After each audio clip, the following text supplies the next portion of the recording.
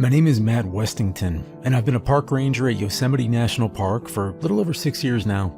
Most people think this job is hiking through beautiful scenery and telling tourists not to feed bears. Sometimes it is. Some days I'll spend an entire shift helping families find trailheads, pulling dehydrated hikers out of the sun, or explaining for the 100th time that yes, you can absolutely die falling off a waterfall, because no, the rocks near the edge are not basically flat. But Yosemite kills people every year. That's the part the brochures leave out. People fall off cliffs here. They drown. They get lost during snowstorms. They wander off trails after dark and break ankles 30 miles from the nearest road. Sometimes they underestimate elevation. Sometimes they overestimate themselves. A lot of visitors come here thinking nature is peaceful, safe, like it exists for them. And then they find out wilderness doesn't care about confidence. I work mostly out of the eastern side of the park, though rangers get moved around depending on staffing, weather, and search and rescue operations. I've spent weeks at a time down near Yosemite Valley during peak tourist season. I've worked snow patrols near Glacier Point in conditions cold enough to freeze the inside of your nostrils shut. I've slept in ranger cabins so remote the nearest paved trail was a 3-hour hike away. Most people only see the polished parts of the park, the waterfalls, the scenic overlooks, the gift shop and shuttle buses. They don't see the miles and miles of forest behind all that. They don't realize how big Yosemite really is until they're standing in the middle of it. The park covers almost 1,200 square miles. A person can disappear out here frighteningly fast. I learned that my first summer on the job. A college kid from Sacramento wandered off a trail near Tenaya Lake, trying to get pictures for social media. His friends said he only stepped off the path for a minute. Rangers found him almost 2 days later with a shattered leg at the bottom of a granite slope. He survived, barely, but the helicopter crew said another cold night probably would have killed him. A few months after that, a tourist climbed over warning barriers above the Merced River during spring runoff because he wanted a better picture near the falls. Witnesses said he slipped almost immediately after stepping onto the wet granite. Rangers recovered his body 3 days later, nearly 9 miles downstream. People hear national park, and they think controlled environment, like there's some invisible barrier between them and nature because there's a parking lot nearby. There isn't. Out here, if you make a bad decision, the park usually wins. That's why we have rules. Official ones, I mean. Carry water, stay on marked trails, never hike after dark unless you know what you're doing.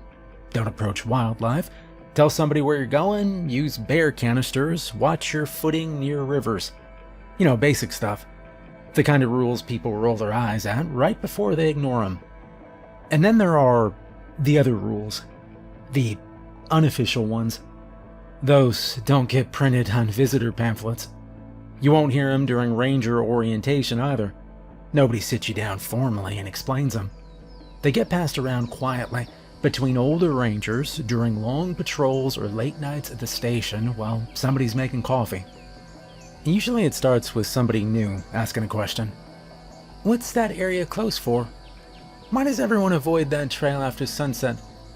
Why are there Tic Tacs in every ranger truck? You know, things like that. At first I thought it was just park folklore. Every job has stories. Fishermen have stories. Truckers, military guys. Rangers are no different. Spend enough time isolated in the wilderness, and people start inventing explanations for strange things. That's what I told myself anyway. And then I started seeing some of it myself. Not all at once. Yosemite doesn't work like that. The weird things here, they happen slowly, quietly. You hear about them long before you ever experience them firsthand. Usually from older rangers who've spent too many winters alone in the backcountry. Guys like Daniel Jones. Jones had worked Yosemite for almost 23 years when I met him. Gray beard, smelled permanently like coffee and cedar smoke. Everybody respected him because he'd pulled more people out of the wilderness alive than anybody else in our district. One night during my second year, We were driving back from a recovery operation near Hetch Hetchy Reservoir when he asked me a strange question out of nowhere. "You ever hear about the staircases yet?" I remember laughing a little. "The what?" He kept staring out the windshield. "The staircases." I thought he was joking, but he didn't smile. And then he said something I still think about all the time. "Every ranger in this park eventually hears the unofficial rules. Question is whether you hear them before or after something real bad happens." After that, he went quiet again. I didn't ask him what he meant. Honestly, part of me didn't want to know. Back then, I still thought Yosemite followed normal rules. Dangerous rules, sure, but normal ones. I thought every strange story had some reasonable explanation hiding underneath it, if you looked hard enough. Now I'm not so sure anymore. Because after 6 years out here, I've learned something most tourists never understand. Most of the rules are there to stop people from getting hurt. The rest are there because something in these woods doesn't follow normal rules at all. Rule 1. Never enter the water above the falls. Not your feet or hands, not even for a picture. Tourists break that rule constantly because the rivers up there don't look dangerous at first glance. That's the problem. Yosemite water is beautiful in the same way a tiger is beautiful. People mistake beauty for safety. The Merced River especially gets people every year. You'll see families walking right up to it during summer, kids throwing rocks into the current, couples taking engagement photos on smooth granite slabs 10 feet from rushing water. Some people even wade into shallow sections because they think if the water only reaches their ankles, it can't possibly hurt them. And then somebody slips. That's usually how it starts. The granite around Yosemite's rivers is worn smooth from thousands of years of runoff. Some of those rocks feel almost polished under your boots. Add cold water and algae to that surface, and it becomes slick as ice. Once somebody loses their footing near the stronger currents, things go bad very fast, especially above the falls. The rivers here move harder than people realize. Snowmelt from the Sierra Nevada can turn sections of the Merced into a conveyor belt during spring and early summer. Water that looks calm on the surface can still pull like a tow cable underneath. And once the current grabs you, it usually does not let go. I have worked recoveries at Vernal Fall, Nevada Spring, and near sections of the river where there wasn't enough left of the victim to even show the family afterward. Sometimes the water pins people underwater against rock shelves. Sometimes they get trapped in hydraulic currents that just keep rolling them over and over beneath the surface. A few years back, a tourist climbed over a barrier above Nevada Fall because he wanted a better picture. Witnesses said he was smiling one second and then gone the next. Rangers found his body nearly a week later, almost 12 miles downstream. That happens more than people think. The first dead body I ever saw in Yosemite came out of the river. I was 29 and still new enough to think I could emotionally separate myself from the job. We got the call just after sunrise. Male victim, possible drowning, downstream from the creek. I remember the smell first. Cold river water has this clean mountain scent most of the time, but recovery scenes smell different. Wet granite, mud, rotting pine needles. The air feels different somehow. The victim had slipped while trying to cross a shallow runoff area after dark. His friend told us they thought they were taking a shortcut back toward camp. That shortcut cost him his life. The current shoved him between submerged rocks and held him there underwater all night. By the time we reached him, his skin had already turned pale blue from the cold. Daniel Jones was there with me that morning. He noticed I kept staring at the body while the rescue team worked. "You never forget the first one you see," he told me quietly. And he wasn't wrong. After enough recoveries, you stop being shocked by death itself. What stays with you are the little things around it. Wedding rings, children's shoes, half-open backpacks, cameras still recording after somebody's already gone. One of the worst incidents I ever worked happened near Silver Apron above Nevada Fall. A family from Arizona ignored multiple warning signs and climbed across the rocks near the river edge during peak runoff season. Rangers had already closed sections of the area because the snowmelt current was especially dangerous that year. It didn't matter. When I'm reading through scary stories for this channel, I end up in some pretty strange parts of the internet. But the real horror isn't what I find, it's who's finding me. That's why I use Surfshark to stay invisible. It acts like a shield for everything you do online, encrypting your connection and routing it through over 4,500 RAM-only servers, so there aren't any logs being stored anywhere. Your activity just disappears.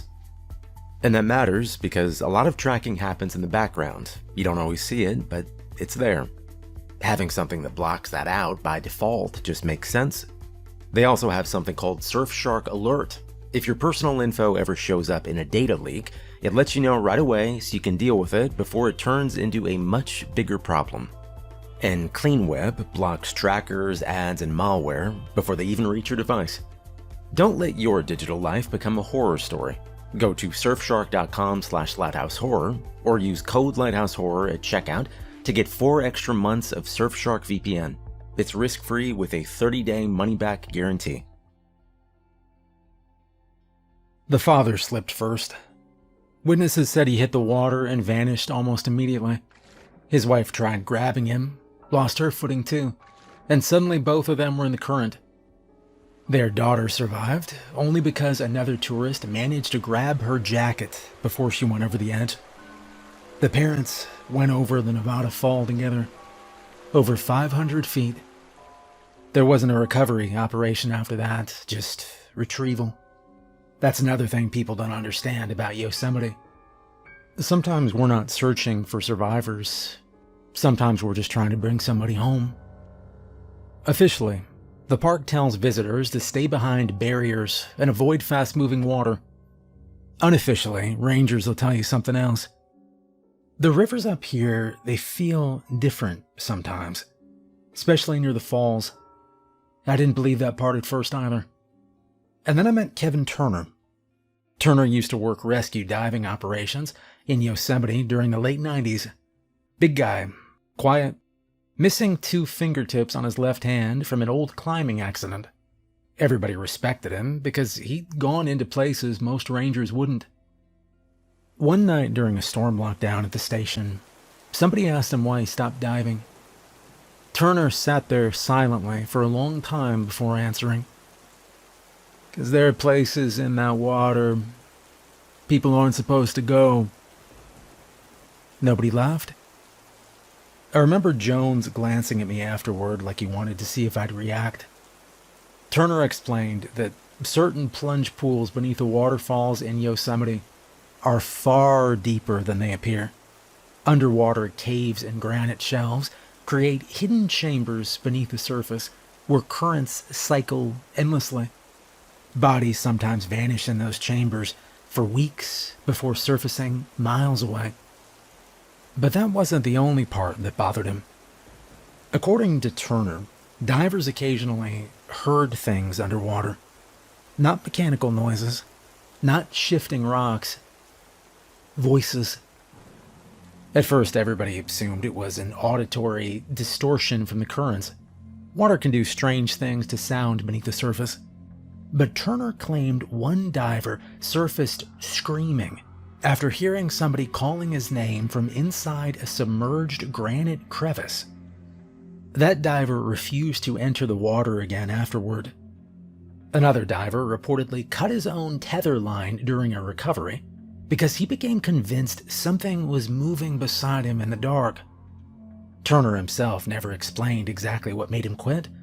He just said this: "Never stay underwater near the falls longer than you absolutely have to." And then he got up and left the room. The older rangers didn't say much after that. These days, whenever I patrol the river areas, I watch tourists constantly, especially families with kids. Most visitors have no idea how quickly Yosemite can kill somebody. One second you're standing there in sunlight, taking pictures beside one of the most beautiful places on Earth.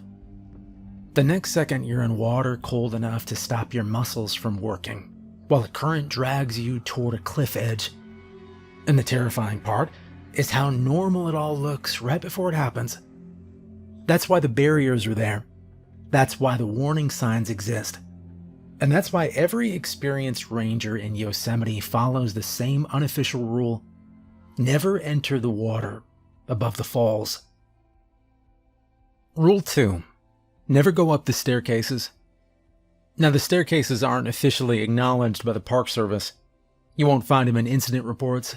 Nobody from Yosemite administration is going to sit in front of a camera and admit rangers occasionally discover random staircases standing miles deep in the wilderness for no explainable reason. But every older ranger in Yosemite knows about them. Not just Yosemite either. I found that out later. Apparently rangers in other national parks have reported them too. Different forests and states, different designs. One guy from Montana described concrete stairs in the middle of dense pine forest with rusted iron railings attached. Another ranger from Appalachia talked about narrow white wooden stairs that appeared in different places every few months. The Yosemite staircases. They're yellow. Not bright yellow. More like old varnished wood with this warm golden color to it. Honestly, they're beautiful in a strange way. The wood always looks polished and clean, almost glowing during sunset. And that's part of what makes them so unsettling. Nothing else in the wilderness stays that clean. Not out here. Wind knocks branches down constantly. Rain stains everything eventually. Moss grows over exposed surfaces within months. But the staircases, they never rot, never warp, never collect leaves or dirt. They just stand there, usually alone in small clearings. No cabin attached, no ruins nearby, just stairs leading upward into empty air. The older rangers jokingly called them staircases to heaven. Nobody laughs very hard when they say it though. I saw my first staircase during my 3rd year in Yosemite. We were searching for a missing backpacker near an isolated section northeast of the meadows. Male hiker, 26 years old, experienced outdoorsman according to his family.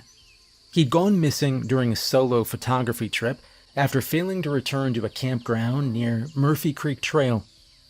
By day 3, everybody already knew the odds were getting bad. Search operations in Yosemite are strange emotionally because you spend most of the time walking through incredibly beautiful places, while at the same time looking for signs somebody may have died there. I was partnered with Daniel Jones that day. The weather had been clear for almost a week straight. No storms or heavy wind. Perfect hiking conditions, which honestly made the disappearance worse. Usually you can blame weather for accidents out here. Hypothermia, flash floods, avalanche conditions. But sometimes people vanish during completely normal conditions.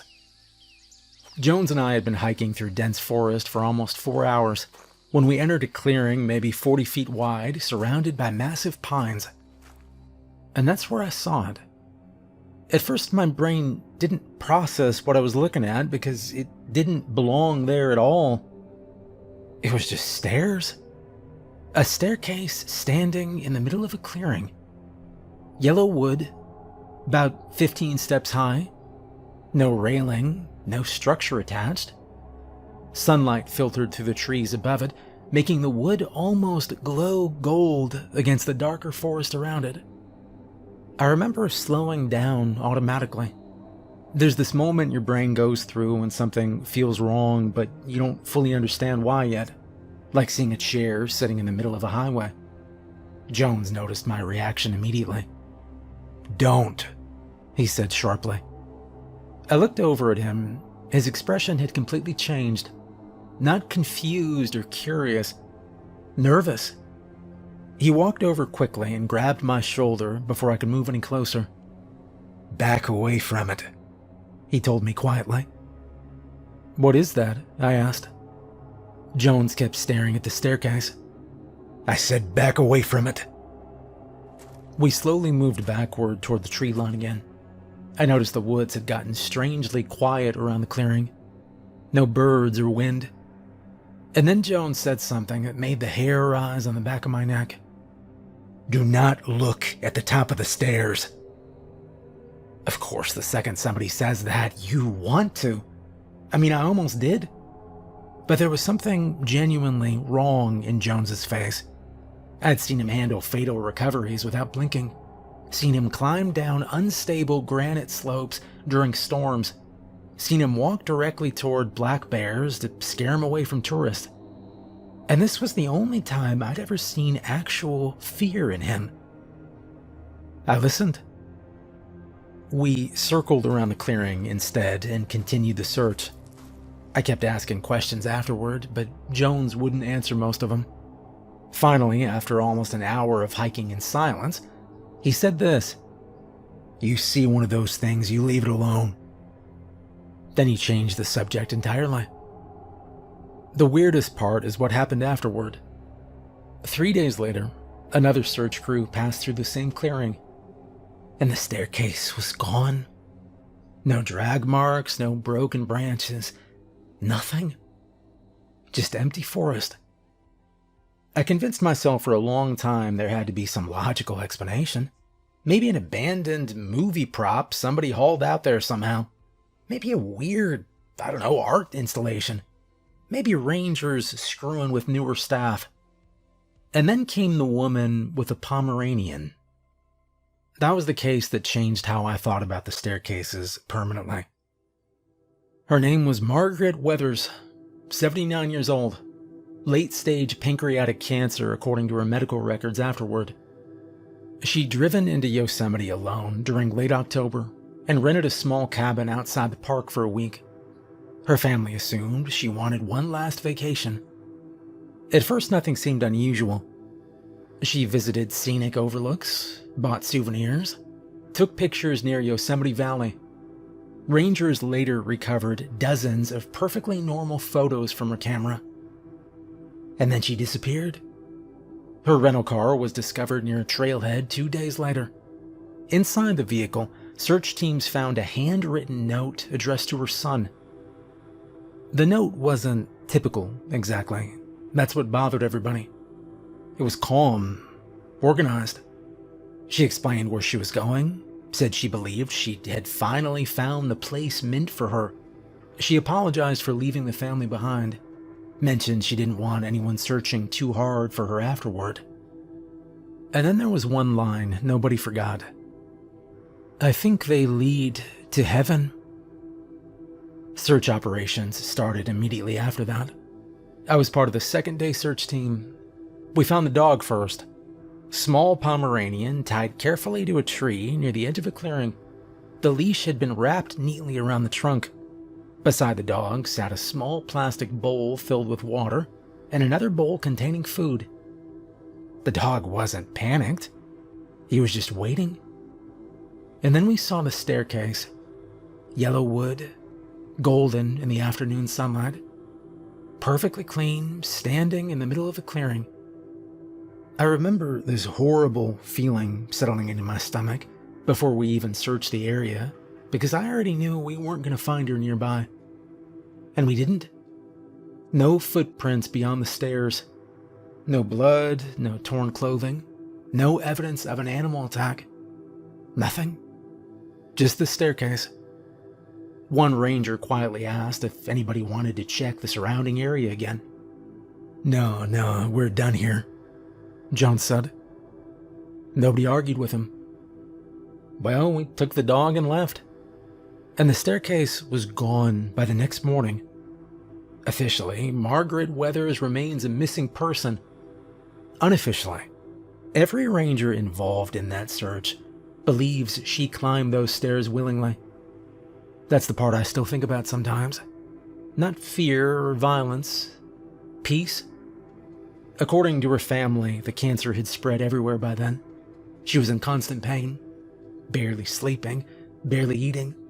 Her son later told investigators she'd become deeply religious near the end of her life.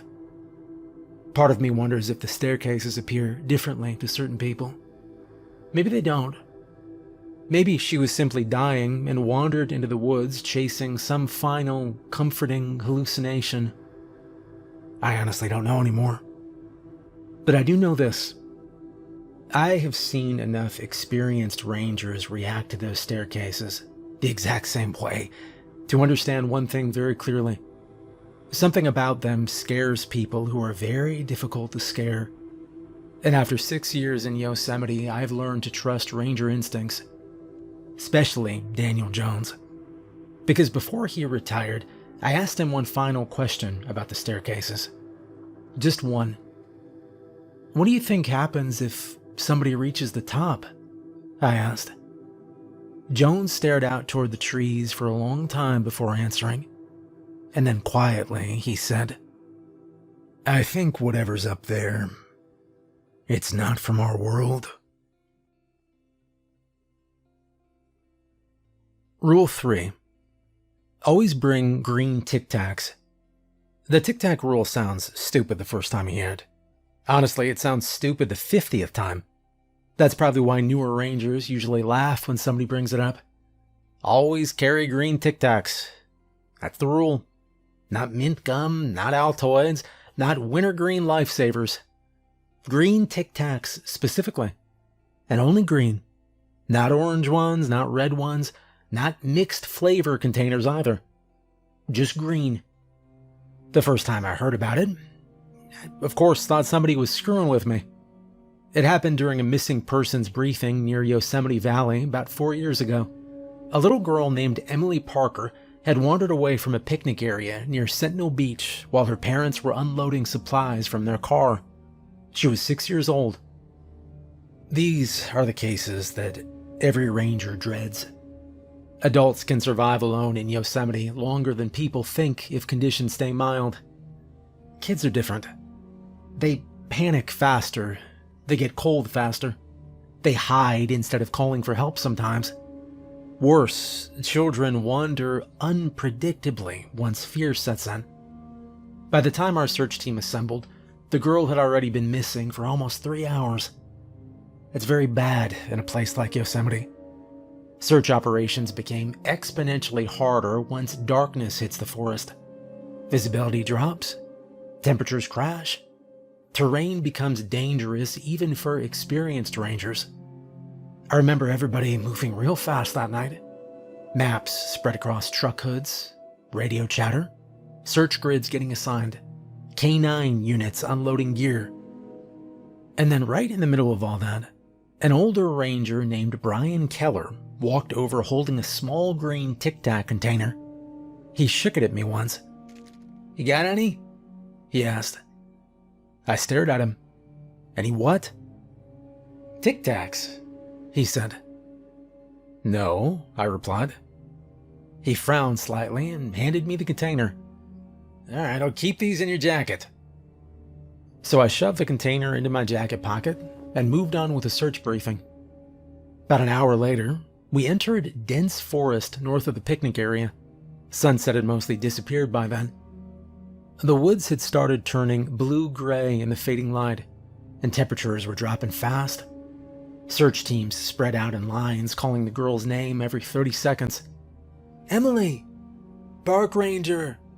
Call back if you hear us!" Nothing. That's another thing people don't realize about Yosemite at night. The silence out there, it's something else. Once the tourist noise disappears, the forest starts feeling enormous. You begin realizing how easy it would be for somebody small to vanish completely. Around maybe 8:40 p.m., I heard Keller whistle sharply from uphill. I looked up and saw him staring toward a nearby tree branch. And that's when I first saw the crow. Black and white feathers. Bigger than I expected. It sat completely still on a low branch, maybe 15 feet away from us. Watching. Keller slowly reached into his jacket pocket and shook another Tic Tac container gently. The crow immediately hopped lower. I remember thinking the whole situation looked ridiculous. And then the bird flew deeper into the woods. Keller started following it immediately. "Wait," I called after him. "What are you doing?" "He just told me to follow him. That was it." So I followed. The crow kept stopping every 30 or 40 yards to wait for us before flying further ahead again. Not random movement either. It genuinely felt like it was leading us somewhere. At one point, it landed directly on a trail marker and waited until we caught up. Then it flew again. And 20 minutes later, we found Emily Parker alive beneath a fallen tree near a shallow ravine, cold and crying, covered in dirt, but alive. And the weirdest part, she was not anywhere near the projected search grid. Not even close. When we brought her back to the ranger station later that night, Keller just quietly took the green Tic Tacs back from me and slipped them into his pocket. I finally asked him what the hell that was about. He shrugged. Tic Tac likes helping kids." "The bird has a name?" I asked. All the older rangers call him Tic Tac." "So you seriously believe that crow led us to her?" I asked. Keller looked at me for a second before answering. You believe whatever you want, but we still found her, didn't we?" After that, I started noticing green Tic Tacs everywhere. Ranger trucks, station drawers, search packs, winter jackets. At first I figured it was just some strange superstition older rangers shared, like baseball players refusing to wash lucky socks. But then I noticed something else. Nobody ever carried other flavors. Not once. One day during a supply run, I jokingly bought an orange container instead. I remember setting it on the station table while Keller filled out paperwork nearby. The second he saw it, his expression changed. "Throw that away," he said immediately. "You serious?" "Yes." I shook the container once. "What's gonna happen? Evil crows?" Keller stood up so fast his chair scraped backward across the floor. I said, "Throw it away." And that got my attention. I'd never seen him react emotionally before. "What's the difference?" I asked.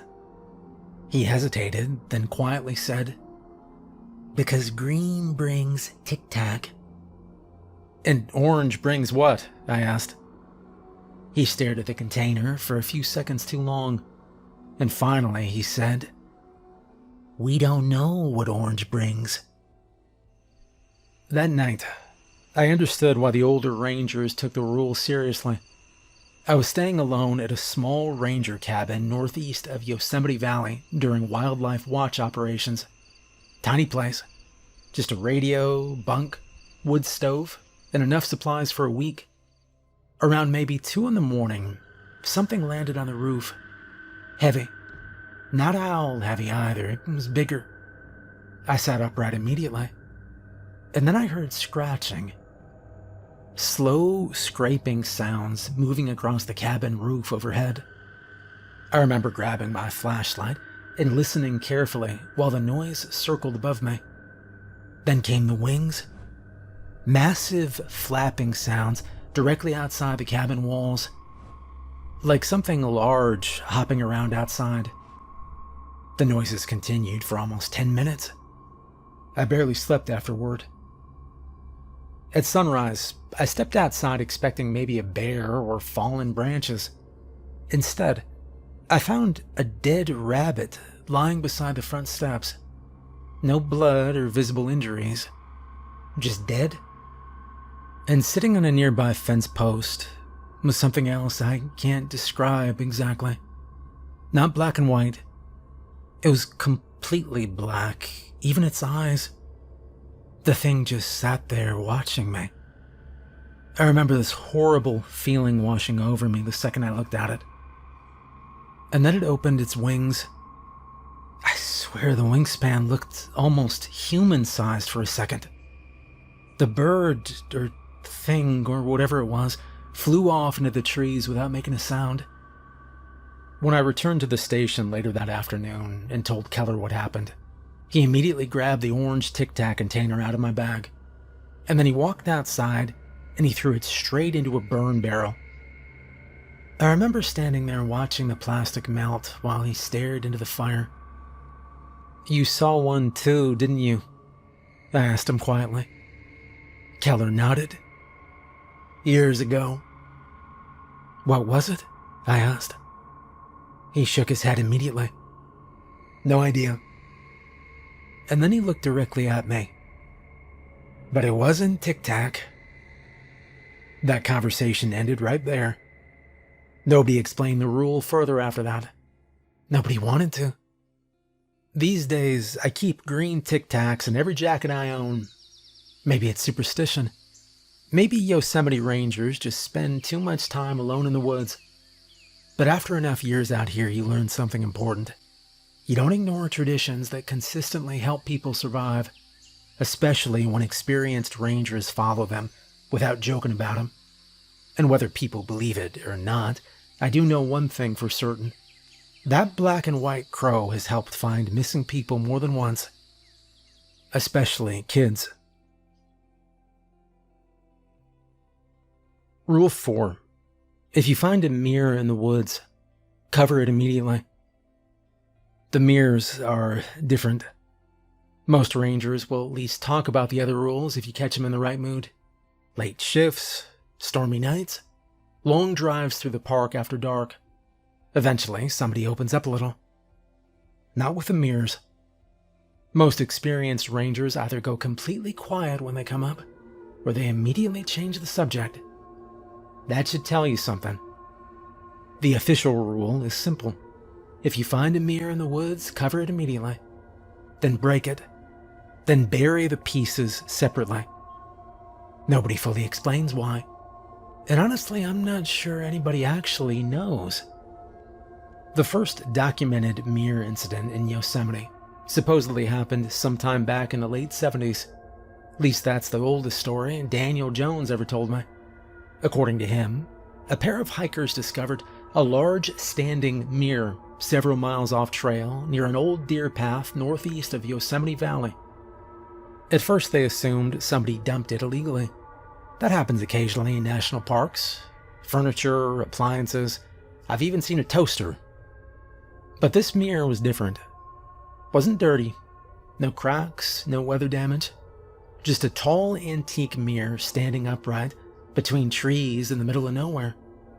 The hikers reportedly stared at it for several minutes before continuing on.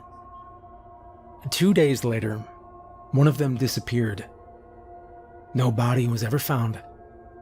The surviving hiker refused to discuss what happened afterward. Rangers tried interviewing him repeatedly during the investigation, but according to Jones, the guy kept saying the same thing over and over. I saw something moving behind the trees. That was it. No explanation beyond that. The guy checked himself into psychiatric care less than a month later. Again, I don't know how much of that story is true.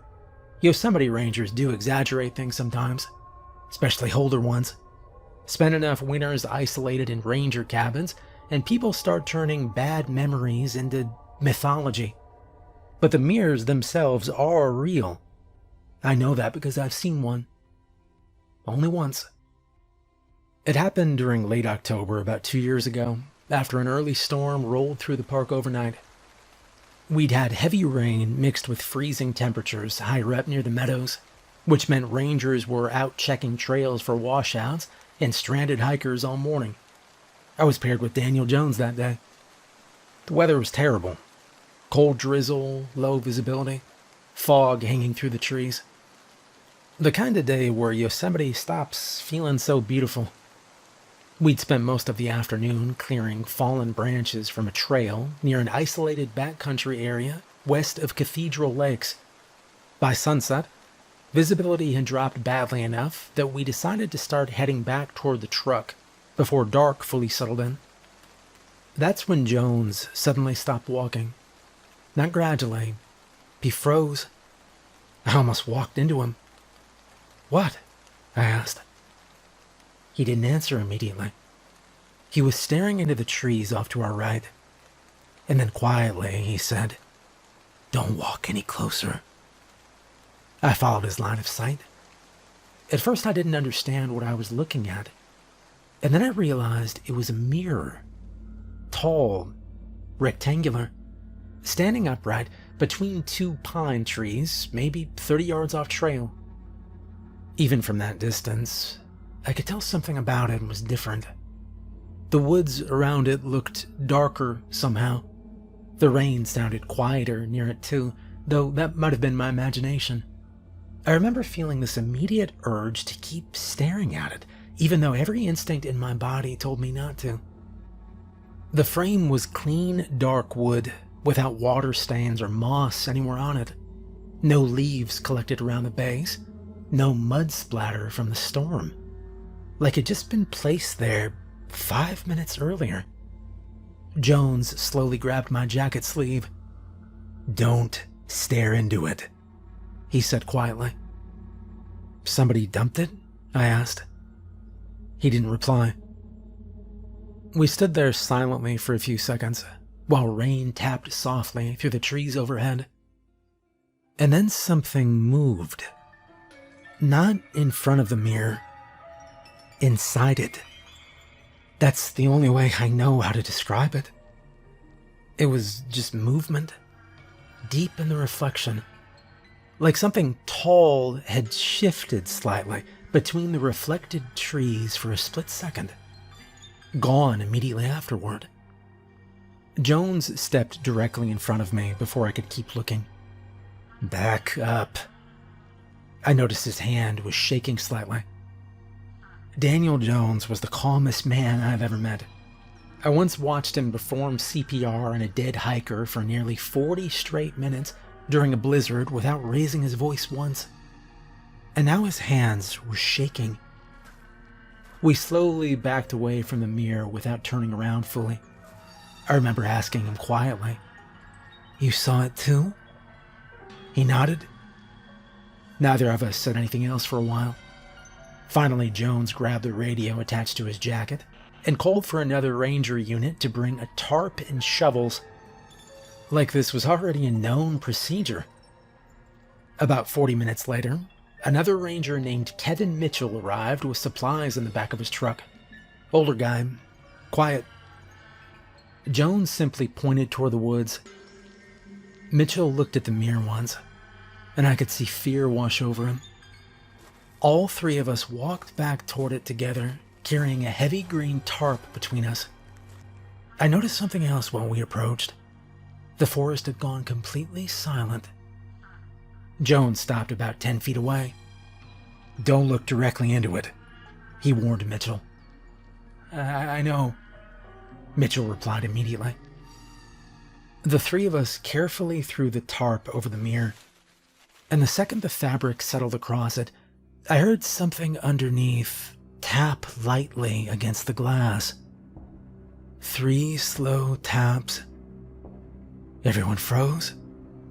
Just soft, fingernail-like tapping from beneath the tarp. Mitchell whispered, "Let's move." Nobody argued. We lifted the covered mirror carefully and carried it deeper into the woods away from the trail. The entire time we moved it, I could hear faint sounds beneath the tarp. Tiny, scraping noises. Eventually we reached a shallow clearing where Mitchell set the mirror down carefully, and then he handed Jones a shovel. "What are we doing?" I asked. Jones looked at me. "Breaking it." "Why?" Neither of them answered. Jones swung the shovel hard into the center of the mirror. The glass exploded beneath the tarp with this awful cracking sound. And for 1 second, just one, I swear I heard something else crack too. Not glass, something deeper. Nobody spoke afterward. The three of us carefully pulled the tarp back. Broken mirror shards covered the ground beneath it. I made the mistake of glancing down at one piece near my boot. Even shattered, the reflection looked wrong somehow. The shard reflected trees, but not the trees around us. Different spacing and shadows. And way back between those reflected trees, movement. I looked away immediately. Jones saw my reaction. "Don't keep staring," he said sharply. We spent the next hour burying the mirror pieces separately throughout the surrounding forest. Deep holes far apart. Mitchell insisted on it. 1 shard per hole. No exceptions. By the time we finished, darkness had completely settled across the woods. None of us talked much during the hike back. Finally, about halfway to the trucks, I asked the question that had been sitting in my head the entire time. What happens if somebody looks too long? Jones kept walking silently for several seconds before answering. "I don't know," he admitted. And that bothered me, because Daniel Jones usually had answers. But something bad follows it. "Every damn time," he said. After that day, I started hearing more stories. Not officially, never officially. Just ranger stories passed around quietly after dark. A search and rescue volunteer who vanished after discovering a mirror during a snow patrol. A hiker near Yosemite Creek who reportedly ran 6 miles barefoot through the woods screaming that something was walking between the trees. A ranger from the early 90s who supposedly stared into one for nearly 10 minutes straight before quietly resigning 3 days later. Nobody knows exactly what people see in the mirrors. The descriptions never fully match. Some people claim they saw movement deep in the reflection. Others say they glimpsed something standing impossibly far back between reflected trees. The older ranger described it this way once. "It's like seeing a predator notice you." That's honestly the closest explanation I've ever heard that feels accurate. Then there was the boy, Lucas Reed, 8 years old, missing for almost 2 full days near a campground outside Yosemite Valley. Search teams eventually found him alive, sitting beside a fallen log roughly 4 miles from where he disappeared. No injuries, no dehydration, no signs of exposure. Which made no sense. When rangers asked where he'd been, he gave the same explanation repeatedly. At the other campground. Nobody knew what he meant at first. Lucas claimed he'd found another campground deeper into the woods after wandering off trail. According to him, there were tents there, campfires, families. At first everything seemed normal, and then he started noticing things wrong with the people. Nobody blinked very much, he told searchers.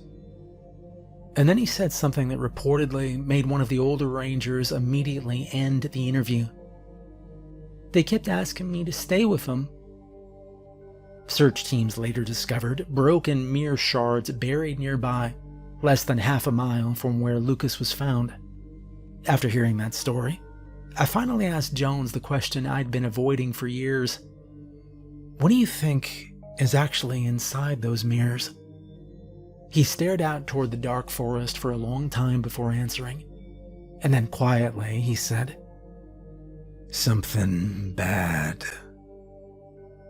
I haven't looked directly into one since. And if I ever find another mirror in the woods again, I'll do exactly what every experienced ranger in Yosemite does. Cover it immediately, then bury the pieces separately. Because after everything I've seen in this park, there are some things I genuinely do not want looking back at me. Well, that's all the rules I know so far. Maybe there are more. Honestly, I hope there aren't.